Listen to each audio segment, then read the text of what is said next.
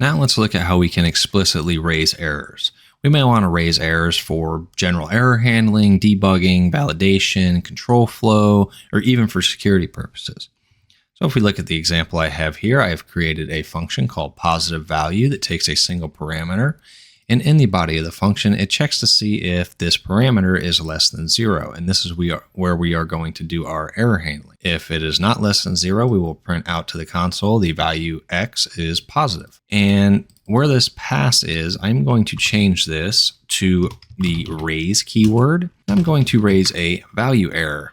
And if I hover over this, it says that it's for inappropriate argument value of correct type. So we are only going to be passing in numbers here. So the value error makes sense because we are checking to see if the number is less than 0. So I'm going to go ahead and create a try except block.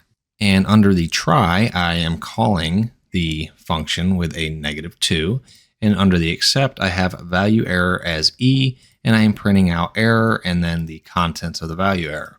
Now, if I run this, we'll see that I get the error output, but there's no output. This is because this right here doesn't inherently have any information for us about why we're getting this error. So we can add a set of parentheses and pass in a custom message. So I could say X should be a positive value. And if I run this now, we'll get this output, error X should be a positive value. So this is one way that we could raise our own errors if we wanted to use this for input validation. Now let's look at how we can create our own custom exceptions, and we do this by creating a superclass that extends the base class exception. I'm going to go ahead and remove all this code here, and I am going to create a custom exception that checks for invalid email addresses. So I'm going to create a class called invalid email error that extends the base class exception. And under here, I have the initialization function that is going to take a single parameter message, and then I'm calling the super.initialization, and I'm passing it a custom string made with an F string using the string invalid email address, and then passing in whatever message we pass in when we initialize the class object. Then I am setting self.message to equal the message that we pass in. And then outside of this class, I'm going to create a function called validate email, which we will pass our email to be validated into. And then in this function, we are going to check to see if the @ symbol is not in it or the period symbol is not in it. And if either of these symbols is not in the email that we pass in, we will raise our custom invalid email error and pass the email into it.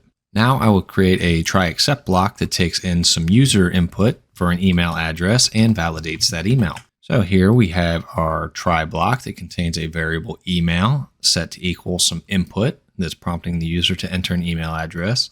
Then we're going to pass that input into the validate email function.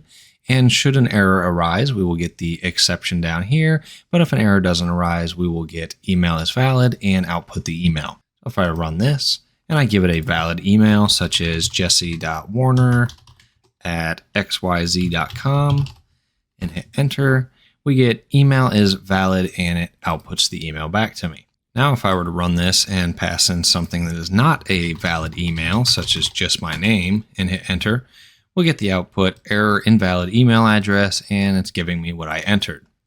Now that you've seen how to handle errors, raise your own errors, and create custom errors, I encourage you to read through the errors in the standard Python library documentation and try to understand them a bit deeper and understand when and how to use them.